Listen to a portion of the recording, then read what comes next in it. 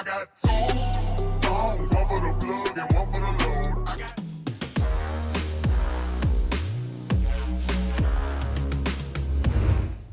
Hey, didn't see you there. What's going on, guys? Logan JYA DRYTRON here. Don't mind me, I was just grabbing my second copy of Orange Light off the shelf because Konami felt nice enough to give us a little something, a little bit of a summer gift with the second copy of Orange Light to cook those things like those Droll and Lock Birds, those dimensional shifters, and add even more negates to our Herald of Perfection. Regardless of whichever build of DRYTRON you're choosing to play going into this new Wild West format that we got coming up, I think we've got the goods locked and loaded here for you. This is DRYTRON 29.0. If you like what you see, be sure to smash a like. 200 likes will do a completely different build with a different win condition. But right now, this is our blanket 40 card template going into the new format. I highly encourage you guys to give it a try. We've got some exciting announcements also interjected in between different things in the video, so listen closely, listen with sound on, and know how we're choosing to play this deck going forward and what my best picks are for this unknown format. All that being said, let's get into it.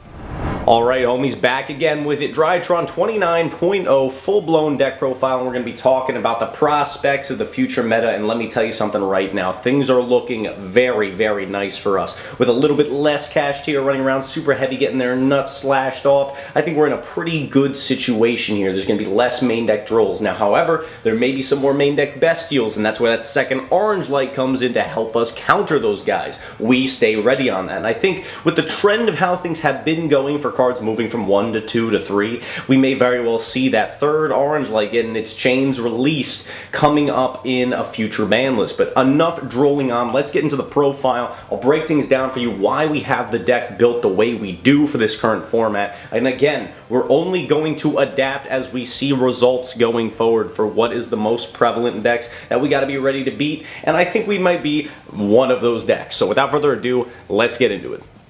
Alright, starting things off with the main deck, we got our beautiful triple copies of Alpha that will never change. Same thing goes for Homeboy Zeta, triple copies of him, and 2 copies of the DRYTRON Gamma. Definitely want to be playing this at bare minimum at 2, and 2 copies of Delta. Now I'm going to say this much before I move on.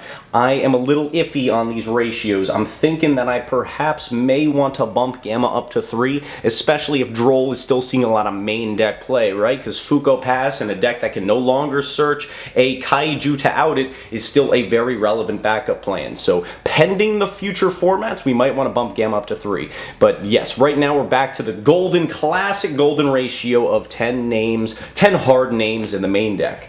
Moving on to our ritual monsters, of course the boy Draco Nids makes his return. I made a pledge that I would never cut this card from my main deck again after YCS Vegas during the 3v3. Although I had the best record on my team, it didn't make a difference of the fact that I missed this card immensely. So we're never cutting him again. I highly encourage you guys to keep on playing it, especially if we're going to see Droll around. We want to still have him as a potential backup option. If we have hard drawn spell or the ability to search it early, we can still get into an interruption on the opponent's turn. And yes, you guys get the idea. Moving on, triple copies of the Ben 10, essential, essential. Thank goodness this card's still at 3, and let's hope it stays there forever. It's better than Soul Piercer. See, Soul Piercer can go away. We don't even care about that deck anymore. It's an absolute joke. Let's move on. We got the 1 copy of Natasha to go along with it. The Wincon going second, cleaning out games, or killing the opponent on the clapback. You already know what this does. And it also has that sneaky little effect if you got to win in time, but we don't go to time. We win in like 5 minutes flat.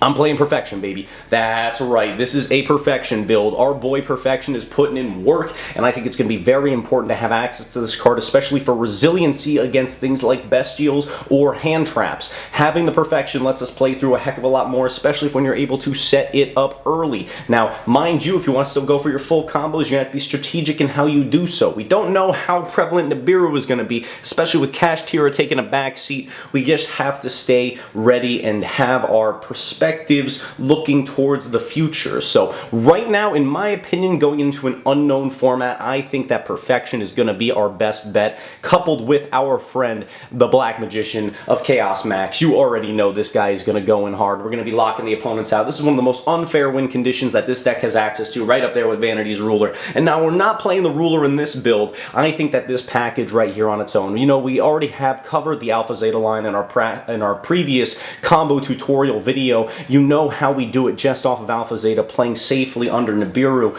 It is too strong not to play. So I think right now, going into unknown territory, this is what we want to be doing. It still is very strong against the brandeds, and it is going to be strong in general.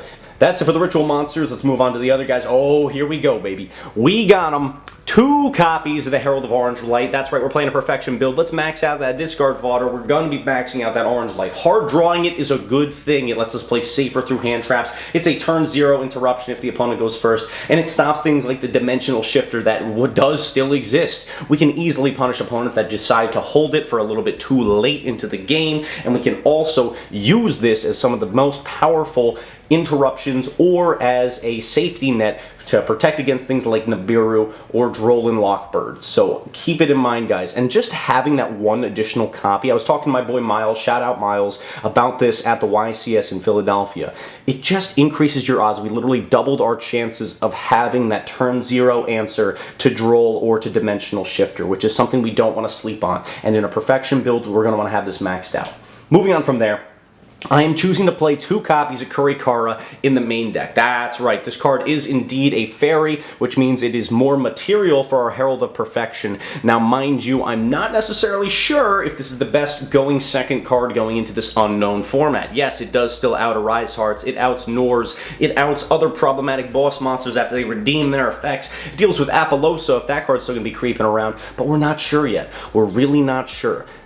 That being said, I think this is one of the best in-archetypal kind of type cards. It's still level 1, it's still a fairy, although we can't search it off Ben 10, we can use it to clear boards, we can use it as a perfection negate. I think it makes sense to main deck right now, that's why I'm choosing to play it at 2 copies. Following up on that, we got the 1 copy of Choju. You guys already know the 2-card combo. If you don't know it, check out the combo tutorial. Link will be down in the description and in the DRYTRON 101 playlist. And we've got the 1 copy of Diviner to go along with it. Diviner, still got to be playing it, guys. I think we still got to be playing it. It still has that removal ability, as well as becoming a level 6 is quite relevant. That is it for the monster lineup. I'm going to speed run through these spells real quick. We've got triple copies of Nova. I am choosing main deck triple Nova. Again, we're not sure if we're going to need to be playing through Droll as much, but it's still one of the best cards that lets you play through Droll, especially hard opening it. It becomes any name. I don't need to explain this card to you. 1 copy of Fafnir. I don't know if I want to be on 1 or 2. Right now, it seems like a moot point. We're not sure. We're not sure. But right now, the 1 copy of Fafnir. However, if Sprite is still going to be sticking around, which it very well may be, we might want to bump this guy up to 2 because that level modulation effect, just like it was good against Kashtira, is also good against the Sprites. So something to keep in mind right there. 1 copy of Medionis and 1 copy of Dawn of the Herald. All right, guys. With a little bit less of the Kashtiras running around, I feel safe bringing that count of Medionis down from 2 to 1. You may very well disagree with that, and I love playing 2 Medionis. Trust me, guys, hard drawing it is actually a good thing sometimes. But in order to keep the main deck count down to 40, I decided to cut it back down to 1 copy for this particular build. If Runic and Kashtira prove to be prevalent going into the future meta, I am going to bump this back up to 2. But right now, in this blanket template, we are keeping it at 1 copy.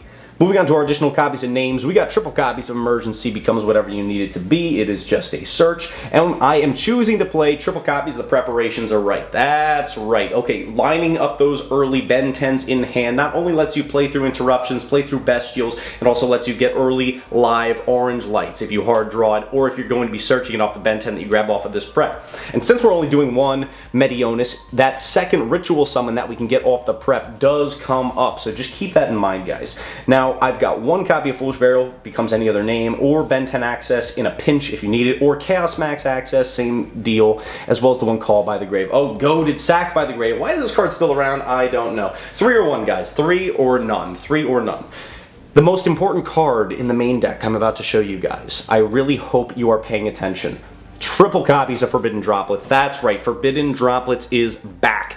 Less Arise Heart, okay? We still have Arise Heart covered with our Kurikara. However, I think that the branded deck is still going to be a big threat, and we have an excellent answer to their board in the form of droplets, especially if they're going to still attempt to puppet lock with the Albion. That's right, they have a fusion monster. They may have banned Expulsion, but they still have access to the same exact combo using the Albion, which locks us out of summoning. It's very similar to how we Chaos Max our opponents. The 1 answer to the Chaos Max is droplets. The 1 answer to the puppet lock post-ban list is droplets. So that's why I am choosing to max out this card at 3 copies in the main deck. I think it's essential. This card's going to be seeing a heck of a lot of play going into the new format. It also lets us deal with things like Sword Soul if they don't have the counter trap set up, or other decks that are build a board and don't have a spell or trap form of negation to go along with it. And even if they do have a spell form, we're easily able to pitch those joints. Don't even got to worry about it. So I think droplets going to be very important to main going forward. We've taken a lot of time on that main deck, so let's go through this extra deck super duper fast. We got the 1 copy of Link Haribo. I still love Anima, guys. You know I love Anima, but right now I'm on Link Haribo, and that's because it pairs so nicely with our friend Nightmare Phoenix for that free discard fodder. Labyrinth is going to be a real deck. Floodgates may very well be legitimate. We're going to want to pop them. We're also going to want to get free hand advantage for doing so. That's why having that Link Haribo point down to your Phoenix is a pretty darn good thing. Moving on from there, I got the 1 copy of IP Mask Arena, as well as 2 copies of Dynamon. I'm still choosing to play 2. I'm not sure if I'm going to do this, okay? I know we don't have Mind Hacker anymore. We don't need to play 2 copies of this. When I was theorizing out this build, I was like, but in the later games, sometimes having that second copy is decent, whether we're using it as removal or we're using it to Chaos Lock again if we are unable to close out a game. So right now, just in terms of theory, I have Dynamond at 2, but if I were to cut a copy, I would say I'd probably cut it for a Nightmare Unicorn, a card that is generic removal, an interruption that we can put up under Droll with just 3 names on board, going into the IP Mask Arena. That would be another way of doing it without having to spend a Ritual Summon to get the Dynamondo out. You can do the same thing with Nightmare Unicorn, but right now, 2 copies of Dynamondo. Let me know what you guys think about that in the comments down below. Boral Sword for closing out games. You guys already know how I feel about this guy. He is our super swift pathway to game. You know how it works. And finally, I've got the Underworld Goddess thrown in here right now. Listen, listen, listen. Pearly might still be a legitimate strategy. They're still going to be able to put up their big boss monster, and this is a free answer to it. That and any other problematic boss monsters that we just have trouble outing. So right now, I'm choosing to try this out. This is another slot that we may consider changing in the future, and you'll see why as we move on. I've got for the X-Seeds now, you already know who we're starting things off with. That's right, it's our boy Moy Beta. 2 copies of Moy Beta Fafnir, and we are just sending off names, getting those ritual fodders. It's essential. You guys know how this guy works. But going along right with him, we've got our boy Kinkagashi Fuko. You know how we really pronounce it. That's Fuko right there. Oh, what did I say? Well, guess what? That's its name. This lets us play under Droll. This lets us play under when we get hand trapped too much, and we've got a card in our side deck that goes very well with this card as well. So we are choosing to play this in the main board as our contingency plan. 1 Downer Magician to go along with our copy of Zeus. I'm only playing 1 right now. That might be risky. If Kashtira proves to be leaving unicorns on their end boards, yeah, they might try and go after our Zeus before we're able to actually make it. Even though they don't have Mind Hacker to snipe it out instantly, they can still use Unicorn to remove it. So that means if that deck is still very prevalent, might need to bump this up to 2. If we're going to do that, I might cut the Underworld Goddess, or I might cut that second copy of Dynamondo. But right now, I'm only playing 1 Zeus. Follow that up finally with our Beatrice, our 1-name hand combos. You know we need it. Also, other situations arise where it's very, very good for sending off things like your Chaos Max and still being able to do the lock, even if you weren't able to search it off Alpha, Choju, or Diviner. And finally, speaking of Diviner, we've got our 2 Diviner targets, the Herald of the Arclight for any search, and the Entis for generic removal. That is it for the extra deck, guys. Let's round things out with the sideboard, and I'm feeling pretty good about this sideboard, but let me know what you guys think about it in the comments down below. First card I'm a little bit iffy about is our triple copies of Volcanic Queen. So if Kashtira chooses to stick around and chooses to continue to play under Nibiru doing Arise Heart passes, well, this is a pretty free answer to that. Same thing goes for Nor or any other problematic boss monster. Against Branded, though, we might want to be removing more than just 1 monster, which makes me think, okay, maybe I'm leaning more towards Lava Golem. So I'm very 50-50 on the 2 right now. I've got Volcanic Queen in here for this template because I still think people are going to try and play Kashtira into the new format, and I think they're going to try and play it as a Rise Heart Pass. So that means we want to have that answer in the form of the Volcanic Queen to sack on over that and make it not even a worry. Next, we've got our copy of Lancia. Same deal. It's good against Kashtira. It's good against Bestials to stop them from sniping out a top deck Bestial, sniping out our Chaos Max lock in the draw phase. It's also insane against Runic. I would like to have more of this. This is a card that may also find its way into the main deck, depending on how the meta shifts out. I would probably go as far as to say is 1 in the main, 1 in the side. But right now, since we don't know yet, I've got the 1 copy chilling in the side. We've got some spell cards here, 2 copies of the Cosmic Cyclone. Runic is still going to be a legit strategy, especially Runic Stun. I want to be able to respect it at least a little bit, so Cosmic is the best way to deal with that field spell. 2 copies of Triple Tactics Thrust. That's right, they're hanging out here in the extra deck. This is going to be one of our main cards to side in going first, or even sometimes side in going second. It pairs pretty well with some of the other things I'm going to be showing you in a second, but this becomes whatever you need it to be, and I'll leave it at that. Triple copies of the Triple Tactics, 2 copies of the Triple Tactics Talent. See, the name was deceiving me. We're playing 2 of this on the side is either a going first option, majority of the times if we're eating hand traps, take a look at their hand, or draw 2 more cards to keep on playing, or is a going second option to out things like a Rise Heart if it still proves to be a problem. And once we take care of that one Rise Heart, we can say goodbye to Cashier. We're going to wipe the floor with them. I've got 1 copy of Harpy's Feather Duster. I told you guys, Labyrinth is going to be a real strategy. This is a searchable target off Thrust, and since those furniture builds, IKEA, whatever you want to call it, builds of Labyrinth are running around, they are going to be using effects that will proc our Thrust, so we can grab the good old Harpy's Feather Duster to wipe out potential floodgates. Next, a going first target for the Thrust, the Harpy's Feather Storm. That's right, I still wanted to give this a try in the side deck. If Droll is seeing play, again, I see it being in the side deck, so games 2 and 3, when we're going first, have the choice to go first. We are going to be bringing this in as our backup plan, a means of still chaos locking. We'll have 3 copies total with 2 Thrust and the 1 Harpy's Feather Storm. I think it's worth trying. A lot of other players have been trying it as well, and we've been talking about it on the channel for a while now. Same thing applies for the Dimensional Shifter, whether it be Shifter, whether it be Droll. Harpy's Feather Storm is another way of doing the same thing as the Chaos Max lock, just through a different means. And finally, triple copies of the Grave, the Super Ancient Organism. That's right, Branded is going to be one of the most threatening decks out there right now. They can still puppet lock, they can still put up insane boards. I am scared of it. I am legitimately scared of it. So we've got a 3 of going first or going second card that can absolutely cook them. Now mind you guys, I want you to be careful because this card can conflict with some of your own effects, so be sure to be aware and play under it to the best of your ability,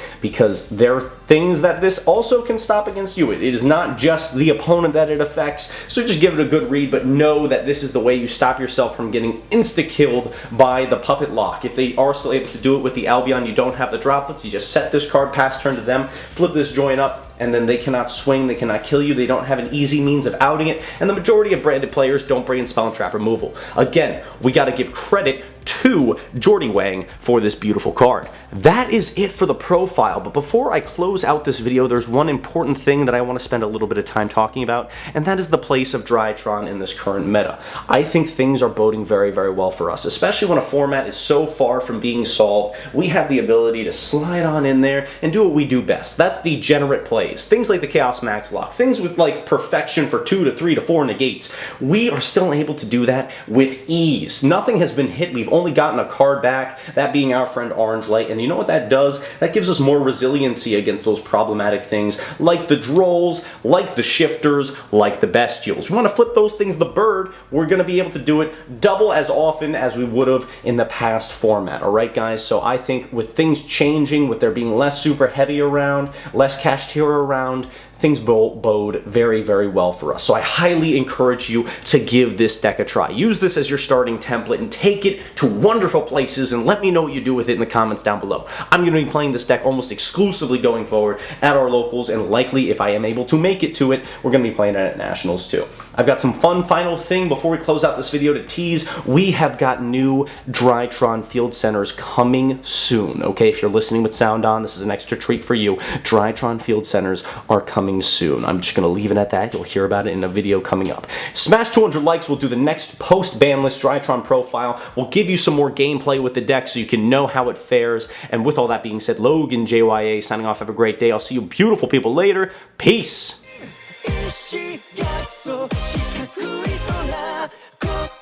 心の隙間